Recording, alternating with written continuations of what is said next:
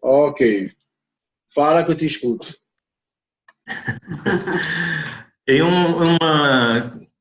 De repente acontece um imprevisto, está chovendo e há um vazamento e a casa começou a entrar água.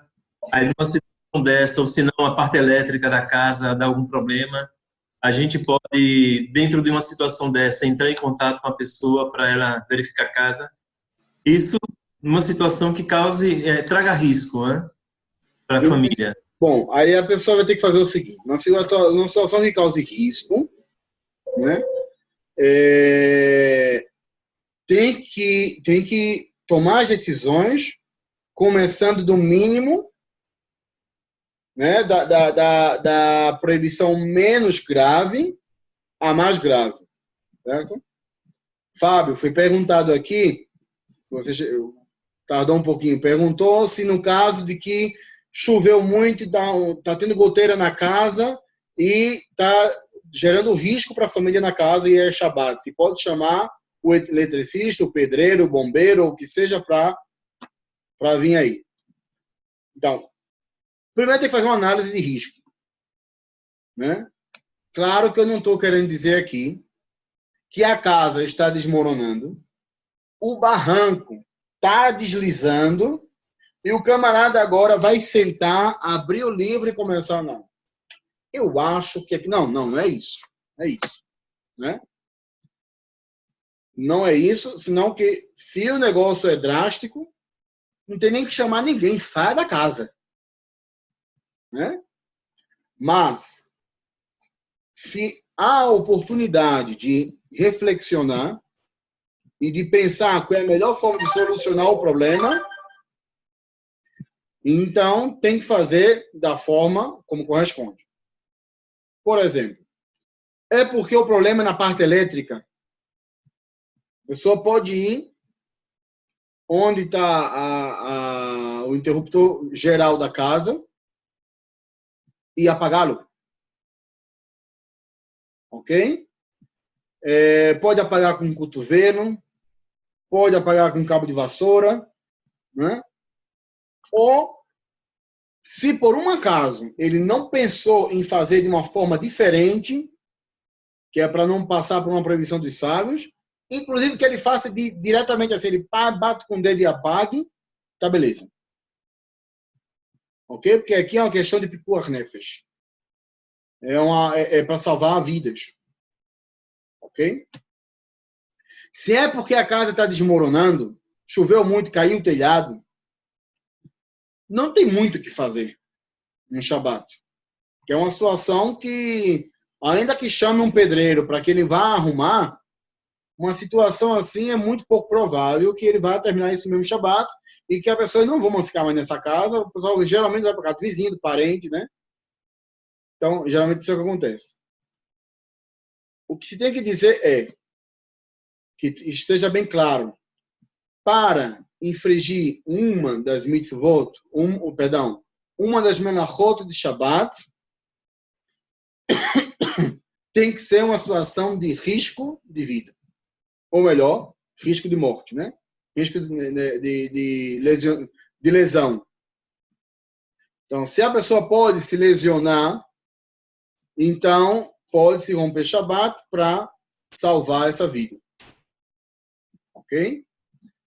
Isso no que se refere às leis Midoraita, as proibições Midoraita. As proibições Miderabanan não precisa esperar a chegar a esse nível tão crítico, senão que pode fazer algum shinui, alguma diferença, de uma forma não habitual e se livrar do problema. Resolver o problema. Ok? Então, a questão da casa que está em reforma é justamente porque quem passa fora e vê, vai dizer que o não-judeu está sendo contratado pelo judeu. Toda a questão, tenham em mente, toda a questão de o não-judeu fazer trabalho para judeu em Shabat foi uma proibição dos sábios para evitar que os demais entendessem que esse não-judeu estivesse fazendo o trabalho por mando do judeu. Eu quero ter o proveito desse trabalho proibido, então eu mando que ele faça. Entendeu? É essa a base da proibição.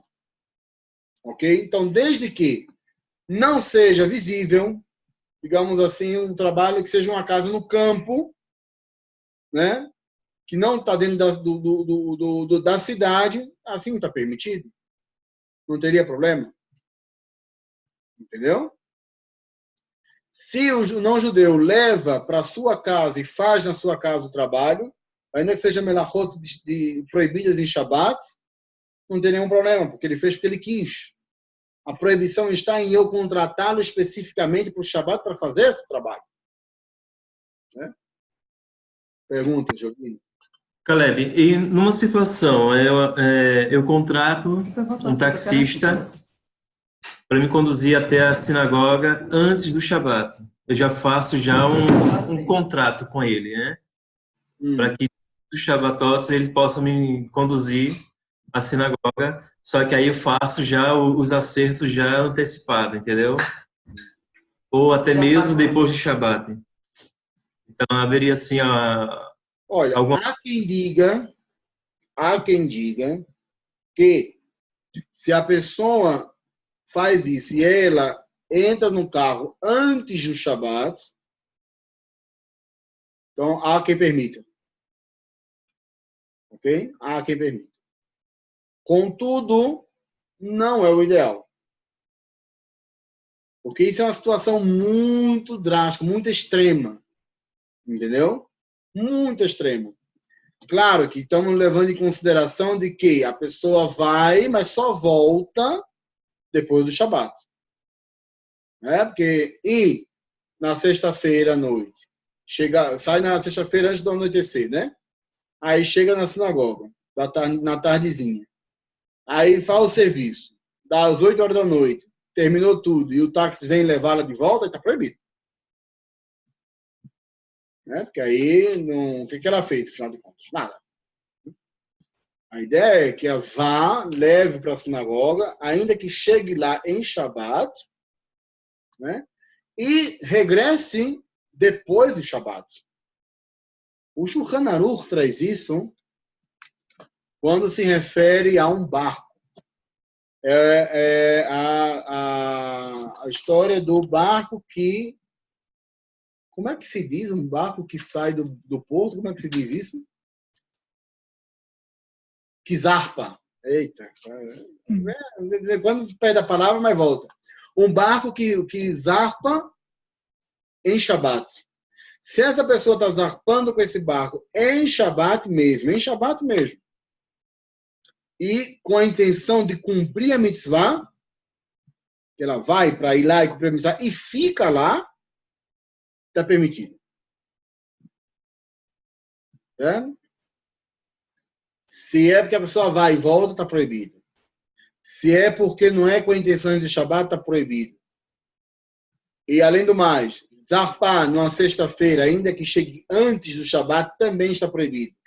Só tem que zarpar pelo menos na quinta-feira. Por quê? Porque o passeio provoca mal-estar e isso compromete a mitzvah de Oneg Shabbat. Né?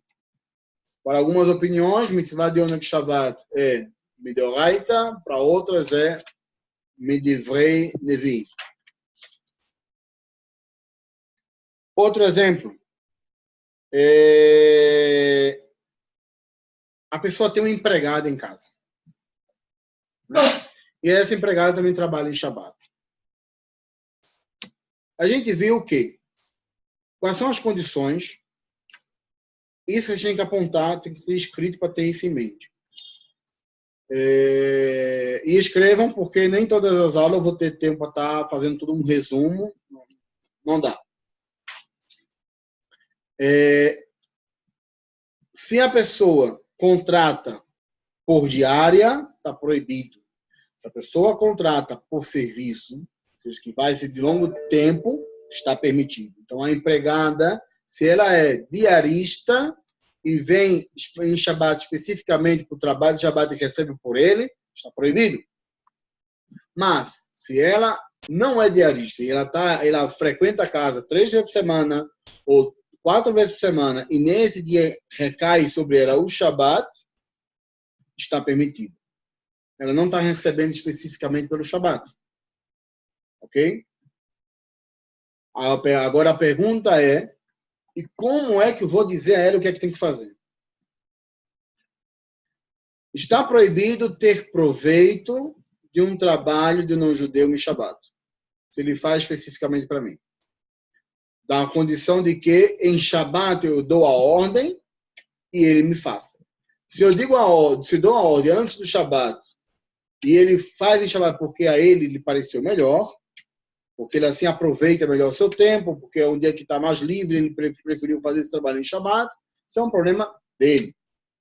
Né? Mas, se ele está em Shabat na minha casa, é o funcionário da casa, e eu digo a ele, olha, me cozinhe um peixe, está proibido.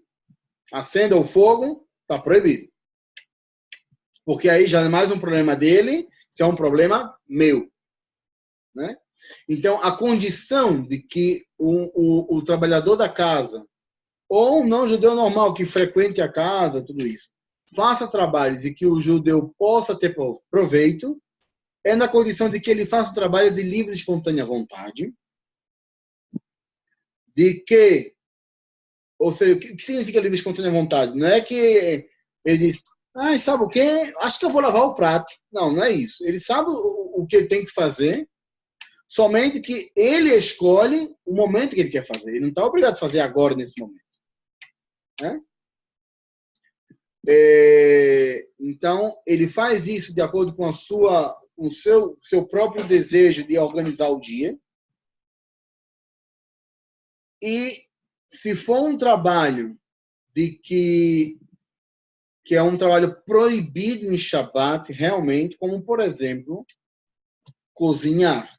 Se o não-judeu ele faz café em Shabat, se ele faz o café especificamente para o judeu, está proibido. Não se pode ter proveito desse trabalho. Não no Shabat. Né? Você pode aproveitar depois do Shabat. Mas se ele faz para ele, vou fazer um café. Você vai fazer um café? Pois faça. Né? Aí eu vou lá e também tomo do café dele. Aí está permitido. Ok? A questão de trabalhadores em casa é que a pessoa já, na contratação, diz, olha, o trabalho de Shabat, no Shabat você vai fazer os trabalhos com um único da semana, ou, inclusive, dizer, você vai fazer o que no Shabat? Explicar a pessoa, no Shabat, a gente faz uma reunião, a gente come em casa, tudo isso, recebe visita, a alimentação nós preparamos, você não prepara nada da comida, somente uma ajuda que você necessitar na sexta-feira, mas no Shabat a gente não cozinha nada. A comida já está toda pronta, a gente coloca na plata.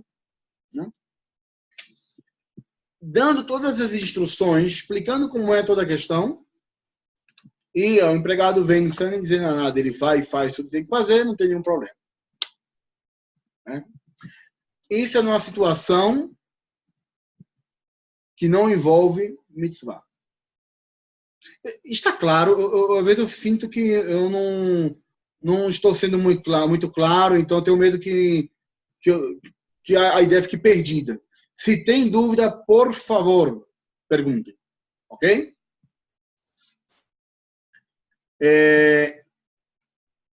Tudo isso que a gente falou até agora é quando não envolve questão de mitzvah. Certo?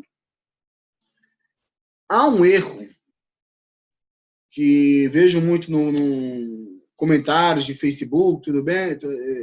Gente aí comentando Goi de Shabbat. Porque a galera não sabe o que é Goi de Shabbat. Porque Goi de Shabbat, esse termo nem existe. Eu sei nem quem inventou essa coisa aí de Goi de Shabbat. Mas o pessoal fala muito de Goi de Shabbat, e eu não sei o que é isso, Goi de Shabbat. Eu só tenho um chaveiro, tenho um empregado que segue a pessoa. Eu não sei o que é isso. Né? Não sei. O que eu sei é que Chachamim proibiu, que a gente já falou, que um não judeu faça um trabalho para um judeu trabalho proibido, claro, em Shabat. Isso a gente já entendeu. Tá claro, né? Quando se trata de um trabalho de mitzvah, aí tem um exemplo. A sinagoga está fria, bicho. E o pessoal não consegue rezar, não consegue estudar com um frio desse. Ah, fazendo -2 lá fora. Né? Necessita de alguém que acenda o aquecedor. Aquecedor, se ele é de fogo, então ele é uma proibição miderabanan ou midoraita. Por favor, abra os microfones que agora eu vou começar a fazer uma coisa mais interativa. Eu quero ter certeza que vocês estão entendendo, por favor. Então, acender fogo, eu passei para vocês a lista dos 39 trabalhos, né? Então, acender fogo é uma proibição da Torá ou dos sábios? Da Torá. Da Torá. Fogo em si é Torá. Okay? Então, se referindo à proibição da Torá, um não-judeu não pode fazer isso. Okay? Ele não pode infringir uma proibição da Torá. Ainda para mitzvah. Agora, Shavut, o que é Shvut? Shvut é uma proibição dos sábios. Se eu tenho uma proibição dos sábios e eu faço essa proibição dobrada, a palavra não sai. Aí se tem uma permissão. Ou seja, se é para um não-judeu fazer uma proibição miderabanan, somente ela está proibido. Exemplo. É porque é tão complicado isso para explicar, eu fico com medo que eu estou explicando bem. Vou tentar de outra forma. Ao não-judeu pode dizer a ele para ele transgredir 2 proibições dos sábios, mas não pode dizer a ele que transgrida uma proibição da Torá ou somente uma proibição dos sábios.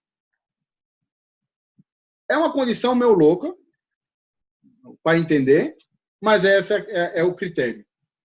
Certo?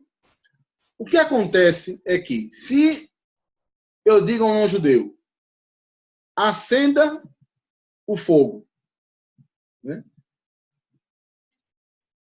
Eu estou fazendo aí uma proibição miderabanan, que é dar ordem ao judeu, é miderabanan. Então já tenho um shvut. Porém, o outro não é um shvut, senão uma proibição da Torá. Então está proibido. Quando eu tenho 2 proibições dos sábios, aí está permitido. Então, se eu digo ao não-judeu, liga o aquecedor, e ele vai ligar o aquecedor, e ele tem a opção de ligar o aquecedor elétrico, ele liga o aquecedor elétrico passa por miderabanan. Então, tem 2 proibições dos sábios. Então, aí está permitido. Eu posso dizer a ele, uma é dizer a ele que faça, e a outra é ele fazer em efetivo. Né? Outro exemplo. A sinagoga está se apagar a luz da sinagoga. Certo? Então, a pessoa vai dizer ao não-judeu que acenda a luz. Ele vai poder dizer que acenda a luz da sinagoga porque ele vai fazer 2 proibições juntas. Né? 2 proibições de quê? Dos sábios. Estamos tratando de luz fluorescente. Né? Luz incandescente, ele também pode fazê-lo, mas se for um judeu, não. Ok?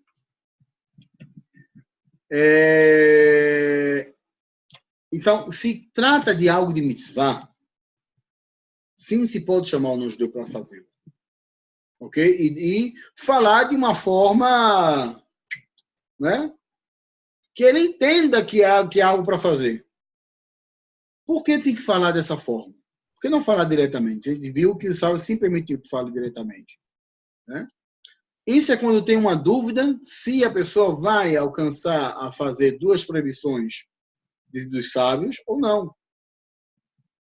Se eu necessito que o Goi faça uma melachá de Shabbat mesmo, porque tem que cumprir a mitzvah, então eu posso insinuar ao não-judeu e que ele tome sua própria decisão de fazê-lo. Nesse caso, se é para acender o fogo na sinagoga, para aquecer, que é um aquecedor da moda antiga que funciona com fogo, então você pode dizer, olha, veja só que a gente está sofrendo tanto com frio aqui, tá difícil, necessita de uma ajuda. Se ele entende e vai e faz o serviço, ele fez por conta própria. Ok? Então, essa é a diferença aí. Se é uma proibição mideoraita, eu não posso dizer ele diretamente que ele faça. Eu tenho que usar, deixar ele a dica para que ele faça. Se são duas proibições dos sábios que se encontram, certo? Como, por exemplo, vai ter um Brit Milá e necessito que alguém traga o saquinho, como é que se diz? A faca do Brit Milá que ficou na casa de fulano, na frente da sinagoga. Na casa do outro lado da rua. Não tem eruv no lugar, certo? Não tem eruv. Mas o que acontece? É que essa rua que está em frente à sinagoga, ela é mais estreita do que 16 metros. Digamos que ela só tem 8 metros de largura, certo? Uma rua de 8 metros de largura em um lugar que não é um eruv fechado, isso se chama Ezor, ou região carmelite. Por quê? Porque ela não é um lugar público, né, que passe muita gente, que é um lugar com mais de 16 metros de largura, e há quem diga que tem que passar de 600 mil pessoas, não, muitas opções dizem que não precisa passar de 600 mil pessoas. Então, é lugar carmelite.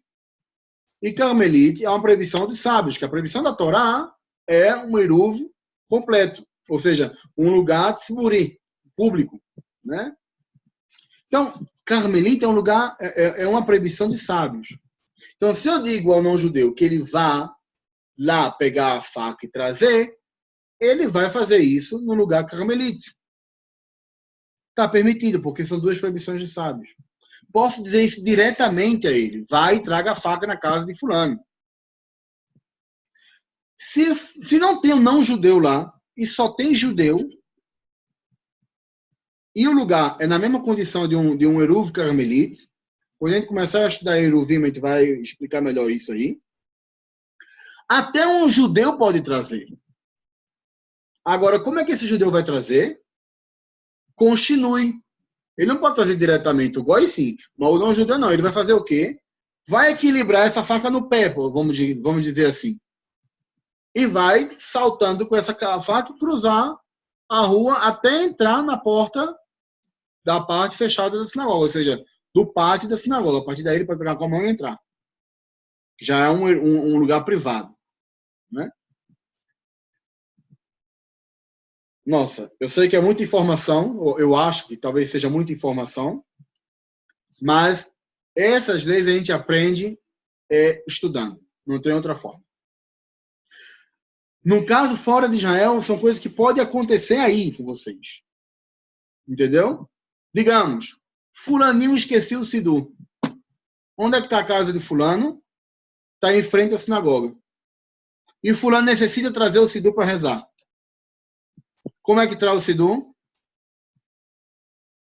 Ele pode trazer o Sidu equilibrado na cabeça, por exemplo.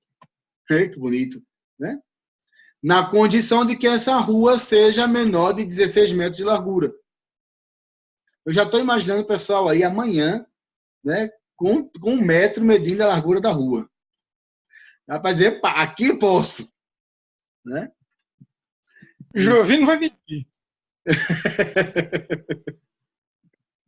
Então, nessa situação, está permitido. Ok? Vamos ver se eu consigo um outro exemplo. Tá chovendo, a janela da sinagoga quebrou. Vai inundar a sinagoga. Se inunda a sinagoga, não tem como rezar, né? Ainda pode danificar o Sefer Torah. Vamos botar um negócio bem crítico mais ainda, né? Então, se pode chamar o goi, né? E dizer a ele, olha, na verdade, que uma janela, se ela é uma janela que se pode tirar e colocar, ela é removível, está permitido, incluso o judeu fazer, certo? Mas digamos que a janela realmente quebrou e necessita consertar. Isso é uma proibição da Torá, né? Então, o que é que vai dizer ao goi? Olha, gente, aqui tá complicado. Ó. Vai entrar água aqui na sinagoga, vai inundar tudo isso aqui. Precisa de uma solução. Ele imediatamente vai entender. De imediato ele vai entender. Não precisa mais dizer nada, ele vai lá e conserta a janela. Ok? Nesse caso, por ser uma proibição da Torá, o que foi dito de uma forma indireta. A gente joga verde para colher maduro. Ok? Caleb, eu lembro que você fez um comentário também que aconteceu na sinagoga. Recente, né? A janela. Aí, só que caiu, quando voltou você não continuou. Ok. O que passou na janela foi em Hag, não foi em Shabbat. As janelas aqui em Israel, elas têm uma patente muito interessante, que as janelas são removíveis. Certo? Então, qualquer momento, a janela de vidro, o marco da janela é de alumínio, a janela é de vidro. E eu posso retirar a janela para lavar. As janelas não são fixas. Certo? De forma que uma janela que não é fixa, em Shabbat está permitido retirá-la e colocá-la. Certo? Em Yom Tov, principalmente. Mas uma janela que ela é fixa, ela é considerada como parte da parede. E aí você não pode retirar e colocar outra vez. O que passou no Hag, de Shavuot, é que a janela estava capenga, entendeu? Ou seja, ela tem dois, não sei como é que dizer isso, dois pregos, mas não são pregos, Pinos. Pinos. Me ajudem no português. Tem dois pinos que sustentam a porta. Em um ela estava desconectada e no outro estava já perto de cair. Agora as janelas aqui são pesadas, porque o vidro é dobro. Duplo. Isso. Então, o vidro é duplo. Então, são duas camadas de vidro e faz a janela muito mais pesada. Por que são duas camadas de vidro? Por causa do frio, né? Para manter a temperatura da casa. Tanto no frio e no calor, com as janelas fechadas, ajuda a evitar que a temperatura seja trocada entre os ambientes. E também ajuda muito com o ruído, né? Só fecha a janela e diminui o ruído impressionante. Bom, a questão é que a janela nem estava posta, nem estava disposta. Né? Capaz de cair na cabeça do povo. E me dá uma raiva. Porque a sinagoga tem rabino. A sinagoga, o pessoal senta e estuda o dia todo ali. Mas não teve um que tomasse a iniciativa de retirar a janela porque tinha medo de fazer uma haverá, de fazer uma proibição. Transgredir uma mitzvah. Né? Então, a pessoa diz, meu amigo, aí, acorda aí. Ou seja, você estuda para quê? Se não é porque não pergunta o rabino, tá aí a livraria da sinagoga, tá cheio de livro. Pega o Shulchan Aruch, abre e leia. Não quer ler? Pergunte ao rabino. Não sei o que passou que a galera não queria fazer. E tinha uma criança aí rezando, eu disse, não, amigo, sai daí, vamos retirar essa janela daí. Né? Então veio o Gabai também ficou na dúvida se tirar ou não. E eu disse a ele, mas rapaz, não passa nada, a janela é removível. Se retira a janela e evita que alguém se machuque aqui. Então o Gabai foi e retirou a janela. E outro aí disse, não, você fez pior do que já estava. Então, eu fico calado na minha, porque eu não gosto de discutir, né? Deixo ele com o pensamento dele, mas, em essência, tinha que ser feito e estava permitido fazê-lo. O problema de se não estudar as leis são dois. Um, que a falta de conhecimento leva a pessoa ao medo não é nem um medo, leva a pessoa a se sentir incapaz de cumprir, e o ego, por outro lado, diz, você é incapaz de cumprir, então você esculhamba. Né? Então, sai aquele pessoal que começa a dizer, não, que isso é besteira, não, que isso é invenção dos rabinos, mas, na verdade, a pessoa não tem conhecimento. Se ela tivesse conhecimento, ela saberia diferenciar. Porque se vive com Shabat, mas se vive muito bem. Se vive muito bem. Ainda mais nessa época que o mundo está feito para a pessoa guardar Shabat. Né? Ou a segunda situação é que a pessoa não conhece e termina não aproveitando o Shabat como devido. Aparecem situações que ele não sabe o que fazer. Então não aproveita. Ou descumpre o Shabat, ou poderia ter aproveitado muito melhor e não faz porque falta de conhecimento. Então, não é ter medo do Shabat. Kadosh Baruch Hu não entregou a gente um dia especial para que a gente sofresse, para que fosse chato, né? Eu entendo que às vezes a pessoa diz, mas não tenho internet, não tenho celular, então fico sem fazer nada. Você está ficando sem fazer nada porque você se isolou. Porque se está entre os amigos e abre o baralho e joga um baralho, joga um dominó, joga um xadrez, né? Se diverte, conta piada, estuda a Torá, abre o Shulchan Aruch, dá uma estudada, abre o livro de Mussar e estuda. Chamado de passo que você nem sente. E tem essa relação, aproveita. Agora, realmente, eu vou dizer, Shabat, para quem está sozinho em casa, olhando para o teto, realmente é horrível. Me faz lembrar o Shabbatot ou Hagim na Yeshiva, quando acontecia que todo mundo ia-se embora. Tinha épocas nas férias, né? Nas férias o que acontece? Nas férias, todo mundo ia para suas casas, com a família, e só ficava os rejeitados aí, né? Os sem família, sem eira nem beira, né? Na Yeshiva, que não tinha para onde ir. Chegava Shabbat, era só a gente mesmo. Então, se tinha boa relação com o amigo, estava bem. Se não tinha boa relação, era cada um na sua cama olhando para o teto. Então, era chato. Shabbat, assim, horrível. Mas depois que me casei, que estou com a minha família, Shabbat é um prazer. A atmosfera, o ambiente mudou completamente. Shabbat na sinagoga, não tanto aqui em Israel, porque é uma outra mentalidade, mas Shabbat na sinagoga no Brasil, eu ficava o dia inteiro na sinagoga. Porque era gostoso, era proveitoso. Passávamos conversando, estudando e traziam as ideias mais loucas de possibilidades mais absurdas para discutir a ótica judaica da questão, e era bom. Era Shabbat lenotbo. Eu tinha prazer nele. Entendeu? Oneg Shabbat de verdade. É isso que tem que experimentar. Por isso que muitas comunidades fora de Israel, o que elas fazem? Elas fazem o Kabbalat Shabbat à noite, fazem o Kiddush dentro da sinagoga, para que todos participem do Kiddush.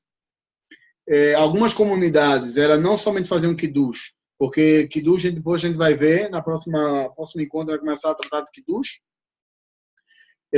que tem que ser no lugar onde vai comer. Então, o que faziam as comunidades? Serviam um banquete aí. Servia pão e tudo isso, e vamos comer. Shabbat faz muito isso, e isso é um ponto positivo dele.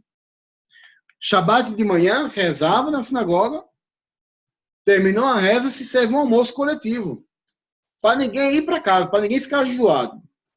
termina o almoço, já é 1 hora, 2 horas da tarde, faz minhá e cada um para suas casas. Acabou. Quem quiser ficar, fica. Quem quiser ir para casa, vai. Quem quiser dormir, dorme. Né? Mas já fez Arvit, já fez Shacharit, já fez Minchá, já comeu, cumpriu o Shabat, meu amigo. Só vai faltar a terceira refeição que pode fazer em casa. Entendeu? Porque às vezes o pessoal não quer ficar o dia todo na sinagoga. Né? Só quer também estar em casa com a família, quer dormir, quer descansar, né? Quer ler um livro, né? Mas tem que planejar que a coisa seja ativa, seja interativa. Entendeu? Então, acho que é isso. Alguém tem alguma pergunta? E pode perguntar pelo grupo também, gente. Se tiver alguma dúvida, pergunta. Às vezes eu não sei a resposta na hora, mas eu consulto e trago a resposta. Ô, Caleb, qual é a lógica, ou não tem lógica, você não poder uma derabanana e ter que ser duas para poder transgredir coisa? Qual é a lógica? Existe um porquê? Eu ainda, sinceramente, não entendi a lógica disso. É algo shivut, é algo complicado. A questão é que a proibição, os sábios proibiram dizer a questão é, o segredo está aí. Dizer diretamente a um não-judeu, para que ele faça uma proibição dos sábios em Shabbat, está proibido. Os sábios proibiram isso. Por quê? Porque se a pessoa faz uma proteção à mitzvah, para que o Shabbat não se torne um dia comum. Então, eu tenho agora o meu empregado, e eu começo a dizer a ele, não, acenda essa luz aqui, olha, liga o ventilador, né? Amarra esse cordão aí. Então, a coisa já passou a ser um dia comum, somente que eu tenho o meu empregado fazendo tudo. Certo? Tanto quando se diz das proibições de Shabbat, como também as proibições dos sábios. Certo? Porque, por exemplo, está proibido escrever, certo? Em Shabbat. Né? O que significa proibido escrever em Shabbat? Eu sou destro, eu escrevo com a mão direita. Então, se eu escrevo com a mão direita, está proibido em Shabbat e me dá Torá, me dá Oraita. Mas, chegou o Shabbat, eu vou escrever com a mão esquerda. Que essa não é a mão com que eu escrevo. Isso a Torá não proibiu. Certo? Quem proibiu isso? Os sábios. Então, eu escrever com a mão esquerda está proibido segundo os sábios. Certo? Por quê? Porque se eu fosse começar a escrever de mão esquerda no Shabbat, eu ia fazer um Sefer Torah, meu amigo. Que é o melhor dia, que é o dia que eu estou tranquilo em casa, sossegado para fazer isso. Entendeu? Mas aí, eu só penso, não. Aí você fez o Shabbat como um dia comum. Isso aqui a gente tratou do que é Rabanan e Deoraita. Mas a pessoa pode dizer, não, então eu vou dizer para um goi que ele escreva para mim. Então, eu não estou nem passando por uma proibição da Torá, nem estou passando por uma proibição de Midirabanan, e estou em Shabbat escrevendo uma enciclopédia que amanhã eu vou vender. Entenderam? Então, no final das contas, Shabbat que dastoto, ou seja, eu santifiquei o Shabbat, ou eu fiz do Shabbat como um dia comum? Fiz Shabbat como um dia comum. Escrevi uma enciclopédia, só que eu não escrevi com a minha mão. É a mesma coisa, eu deixei o computador ligado, né? Botei na função de reconhecimento de voz e começa a digitar. E o computador vai escrevendo. Está permitido em Shabbat. Tanto segundo os sábios, como segundo a Torá, para todas as opiniões está permitido. Agora, o que foi que eu fiz com isso?